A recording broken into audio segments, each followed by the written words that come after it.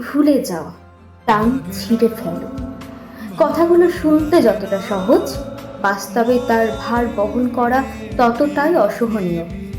কিছু সম্পর্কের বিচ্ছেদ রাগে হয় না, অভিমানে হয় না, এমনকি ভালোবাসার অভাবেও হয় না।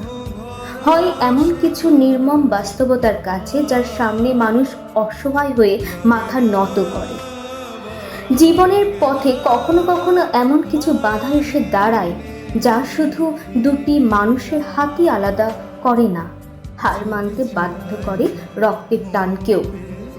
যে সম্পর্কের জন্য মানুষ পৃথিবীর সঙ্গে লড়তে পারে, সেই মানুষই একদিন পরিবারের চোখের জল, দায়িত্বের ভার কিংবা সমাজের কঠোর নিয়মের কাছে নীরবে পরাজয় স্বীকার করে।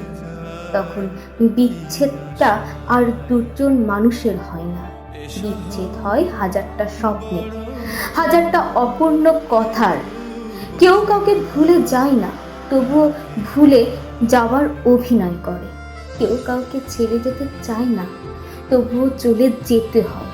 কারণ সব ভালোবাসার পরিণতি মিলন নয়। কিছু ভালোবাসা নিয়তি কেবল আজীবন বয়ে বেড়ায় এক গভীর শূন্যতা।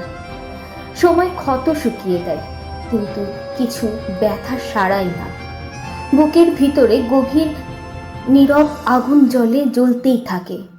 আর তখন মানুষ বুঝতে শেখে, সব হার মানা দুর্বলতা নয়।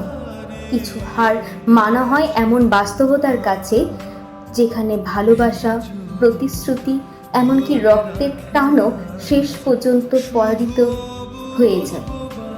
তাই আজও যখন কেউ বলে ভুলে যাও, মনে হয় মানুষটাকে হয়তো ভুলে থাকা যায়, কিন্তু সেই অপূর্ণতার যন্ত্রণা, সেই না পাওয়ার দীর্ঘশ্বাস, সেই অক্ষমতার ক্ষত, সেগুলো বোধহয় মৃত্যুর আগ পর্যন্ত হৃদয়ের কোনো নির্জন কোণে বেঁচে থাকে, নিঃশব্দে, নিরন্তর।